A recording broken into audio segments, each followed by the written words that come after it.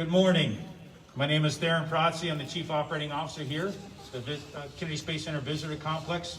I'd like to welcome all ladies and gentlemen this morning, and thank you for joining us to mark this momentous occasion as we officially welcome United Launch Alliance Delta II rocket to the Rocket Garden. I'd like to briefly introduce our speakers. Ron Forston, the Director and General Manager of Launch Operations at United Launch Alliance. Robert Cabana, NASA Kennedy Space Center Center Director. Tim Dunn, Launch Director, NASA Launch Services Program.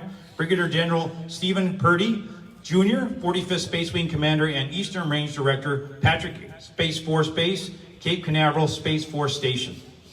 I'd also like to, please, they do rate that.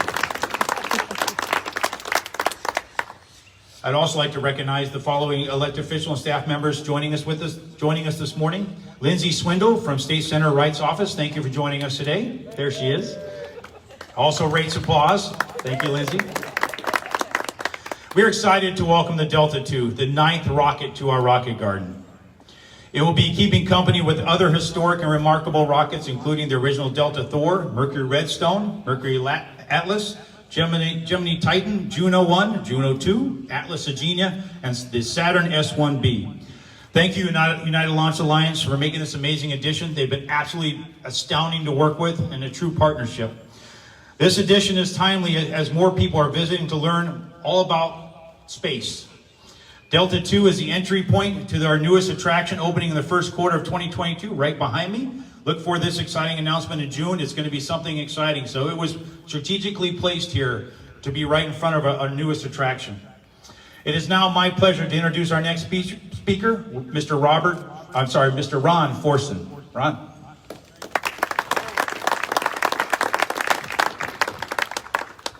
Everyone hear me okay? Take this off, it'll be even better. There, that better? Okay. What a beautiful day, and what a beautiful rocket. This is a great day. So on behalf of the team at United Launch Alliance, we're excited to be here today. This is a monumental occasion as the legacy of Delta II will be preserved here for years to come, taking its place among the iconic giants here at the Rocket Garden. ULA would like to thank NASA and the Kennedy Space Center Complex for partnership that we have to bring this rocket here, and it just looks fantastic. This is really a great achievement here. So this is the final Delta II, and since it won't be launching, the best thing to be is couldn't think of a better place for it to be than right here, being preserved in this fitting location here with all these other iconic rockets that we have here in this complex.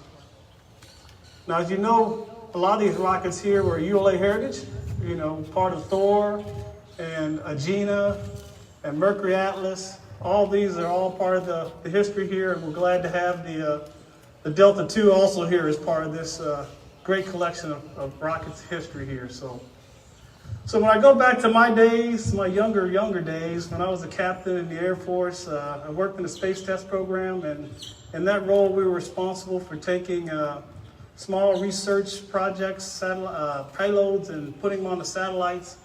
And I remember there were two that I got an opportunity to be involved with. One was Stardust with NASA, and also with Argos P-91. And that one took a while to get off the ground, but a great mission. But the thing about it at the time was those missions launched, they were successful, and I knew they launched on a Delta II. But I didn't realize the significance of the rocket at that point. To me, it was kind of just another rocket.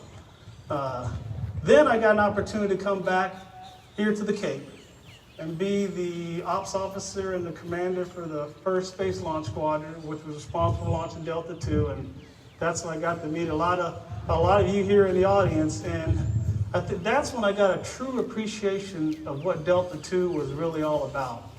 My first mission was D313, GPS 2R14 in September of 2005, and I recall, that launch with those 9 solids. We only got 3 here today, but those 9 solids, and when that thing lit and shot off like a bottle rocket, off into space, I just said, this is truly amazing. This is an awesome rocket.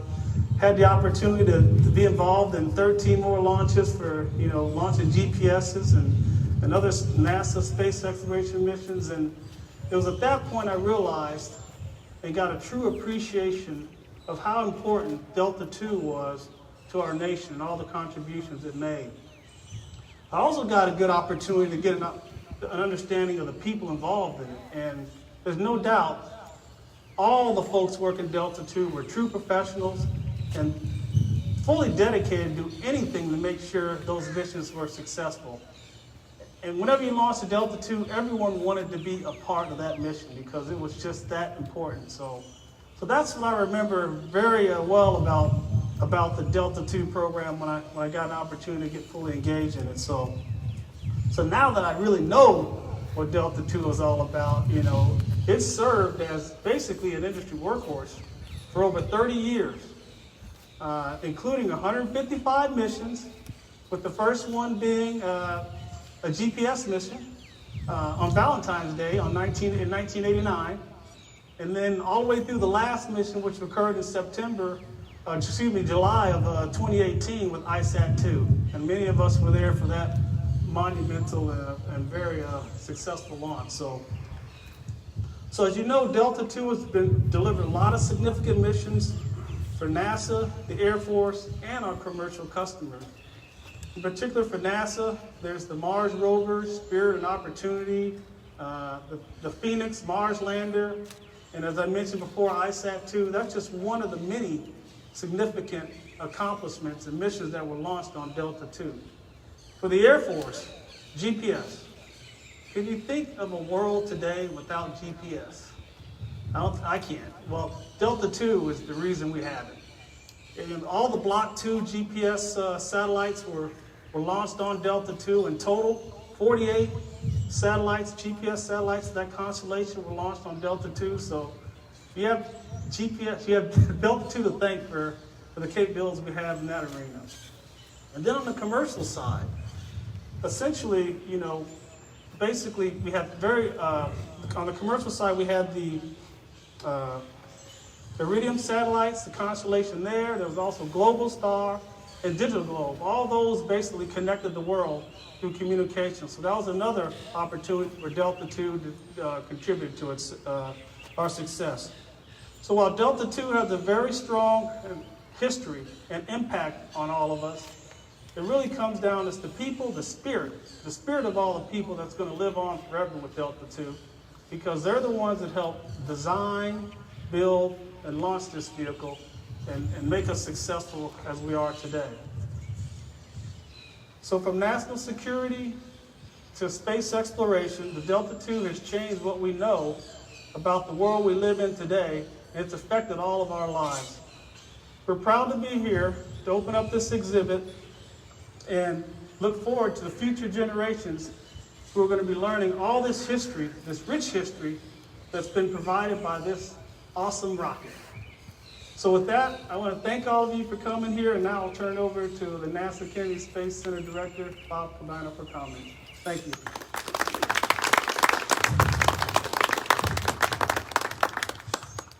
Thank you, Ron. Wow, looks great. So, first off, I want to thank Tori Bruno and the amazing ULA team for donating this Delta II rocket to the Rocket Garden. What a great addition. The Delta II has been a workhorse for NASA throughout its career. And, we've sent probes all over our solar system with the Delta II, to the planets, to the sun, and missions right here to planet Earth, making the Earth a better place, all because of that rocket.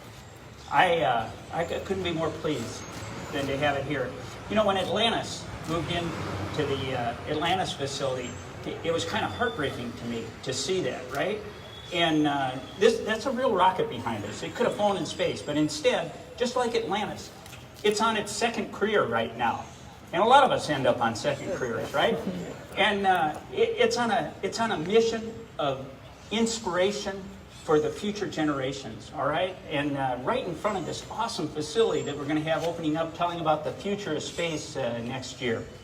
So, again, my thanks to the entire ULA team to the Kennedy Visitor Center for helping make all of this happen. It really looks great. Now, as much as I'd like to talk about the Delta II rocket, I want to introduce somebody that really knows the Delta II rocket. Throughout his career in the Air Force and here at NASA, Tim Dunn, NASA's Launch Services Program Launch Director, absolutely loves the Delta II, and he could tell you every mission in detail that it has flown. So, Tim, come on up here and share a little bit about the Delta II with us, would you? Thank you.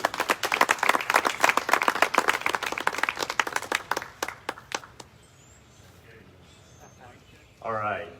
Thank you so much. Thank you, Mr. Cabana. I'd also like to thank my boss, Launch Services Program Manager Amanda Mickiewicz, for the opportunity to say just a few words.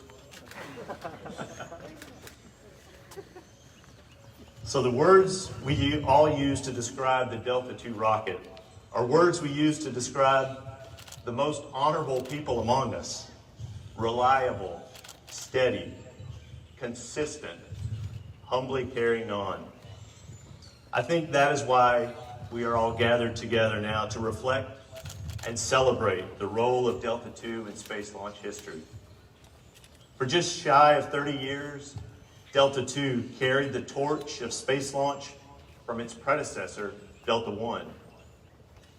A few years ago, the Space Review summed up Delta II's legacy perfectly. This relatively diminutive rocket by today's and even 1990s standards clearly had an outsized presence in the pantheon of space launch systems. Some have wondered, what is it about this blue rocket that makes it so special? While the hardware is beautifully designed, while the missions have been amazing and varied, GPS that has changed our lives, weather satellites, mobile satellite telephones, space telescopes, trips to the moon, Mars, and Mercury, comets, asteroids, and countless spacecraft studying our beloved Mother Earth. We all know it's the people, the unfailing Delta II team, that earned this rocket's virtues and its appropriate nickname, the workhorse. NASA has a terrific history on the Delta II rocket. Of the 155 total Delta II missions, NASA had 54 of them, and every single one of them successful. Launching NASA spacecraft from both Cape Canaveral's Complex 17 and Vandenberg's Slick 2, Delta II lofted such blockbuster missions as Mars, Pathfinder's Sojourner rover, Stardust, the Assertive Spitzer telescope, Messenger, Deep Impact, Grail, cutting-edge weather satellites, NPP and JPSS-1, and of course, the Mars, Spirit, and Opportunity rovers. And that's just to name a few of the NASA missions. When I think of the Delta II team, mentors come to mind like George Lucian. George and other Delta II retirees who came before us are honored here today. I also think of those of us who cut our launch teeth on Delta II, and even those teammates who began their careers as the workhorse was winding down. All these groups of engineers, analysts, and technicians benefited from this rocket's unprecedented record of success and consistent performance. I believe the success of this rocket has left a huge ripple effect on the launch systems we have today. So on behalf of NASA, on behalf of the Launch Services Program, I would especially like to thank the team that is responsible for bringing Delta II to the Rocket Garden, the partnership of United Launch Alliance and Delaware North. Their investment and teamwork have preserved this piece of history, this piece of our space launch history that can now be studied and admired up close for generations to come. Thank you. I would now like to introduce Brigadier General Stephen Purdy Jr., 45th Space Wing Commander and Eastern Range Director, at Patrick Space Force Base and Cape Canaveral Space Force Station. Thank you very much. I like this rocket a lot. I've actually never worked this particular rocket before. I've worked its later Delta IV, Atlas V, and then some of the Falcons. This rocket, though, I've always kind of been a little biased toward. The other rockets, we were talking about it before the ceremony, they're kind of majestic. They're slow, and they take their time to get off the pad. This one's in a hurry to get its job done. This one moves. Ron mentioned the bottle rocket, and that's always my thought. As soon as this thing lights, boom, gone. Almost like it's impatient and it wants to get going. And I really like that kind of mindset, it's just a personal mindset, and I love kind of thinking of this rocket in that terms. I have the interesting job here to kind of explain a little bit about some of the mission, particularly GPS. And I say interesting because I'm pretty sure you're all familiar with GPS, to know what GPS is.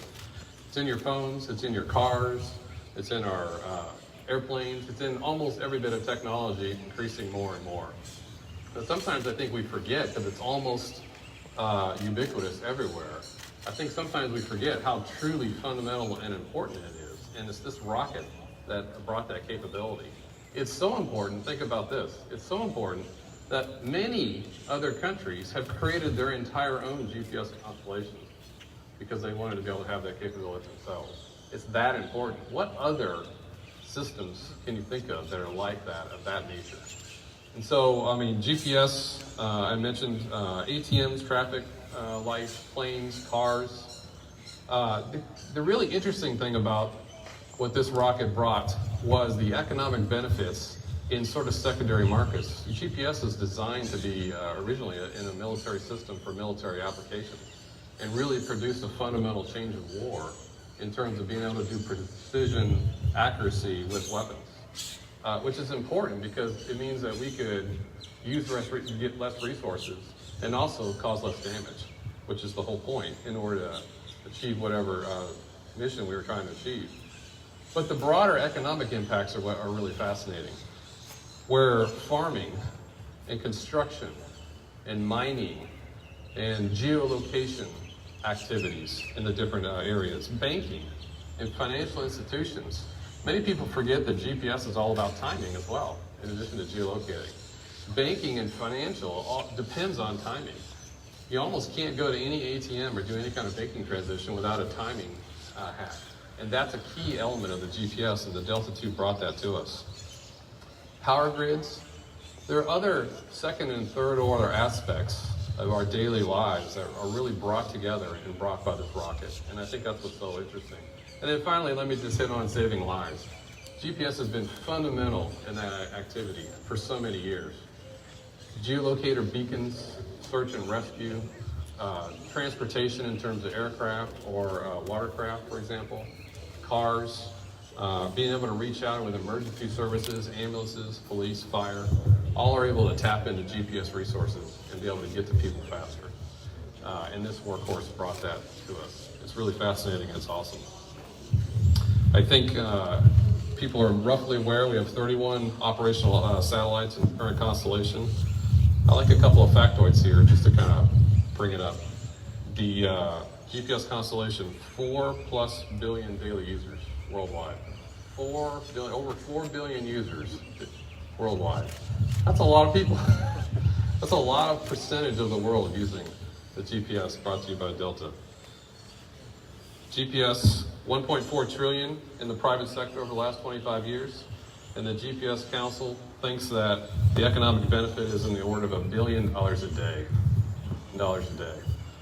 So, true workhorse rocket, bringing a fundamental change in life and interactivity across all the different domains. Really fascinating. And let me just summarize here with a little touch to history, which I really love in this rocket garden. We were also commenting, I've always kind of viewed the Delta II as kind of a smaller rocket based on some of the rockets I've worked in. But you come here into some of the history and you realize it's really a giant among some of its predecessors. But let me point you to the top right, all the way on the top right there, and you can kind of see the profile there of the shark's teeth. And there's a little bit of a history there that's uniquely military aspect to it. way back in the early dawn of World War, really almost before World War II even began for America. You had the American Volunteer Group. They were volunteers that went to Asia to fight against Japan, and truly volunteer. They weren't in the military. But they formed a collective there known as the Flying Tigers. And the Flying Tigers are a pretty legendary group back in the day. An amazing number of kills with very little loss of life on their own end. Something on the order of near 300 aircraft kills, only 14 of their own pilots lost. Tremendous capability in a very remote section. Well, those aircraft pilots and maintainers and mechanics painted their P-40s with the shark's teeth. It was a logo of the time. It was for morale and actually kind of harkened into some of deeper history back in the airplane world. But if you look at the P-40s and the Flying Tigers, they have the famous shark's teeth that you see up there. That American volunteer group over time was disbanded, absorbed into what became the 14th Air Force. The 14th Air Force over time changed its missions and eventually became part of Air Force Space Command. And it was the main operational arm for Air Force Space Command. And here in the 45th Space Wing, we reported to 14th Air Force. And so the Delta II, when it was created, and they started doing the GPS missions, they painted that shark's mouth and the shark's teeth on there in honor of the lineage to the 14th Air Force all the way back to the American Volunteer Group. So I just wanted to kind of highlight that because it's a really cool factoid, and I love that they had the shark's teeth up here for history purposes and be able to talk to all that. Thank you very much, and we'll go on to the ribbon cutting.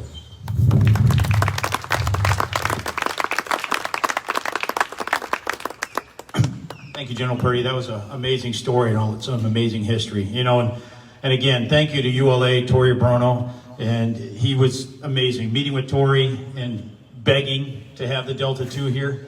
I received a letter which is still hanging behind my desk in my office as a true honor to have it here in the Rocket Garden for so many people to see. So we're so excited, and thank you to NASA and all the support from the NASA support team here. And let's cut this ribbon and get this officially open, why don't we? So, gentlemen, if we can stand up and get ready. We have the giant scissors.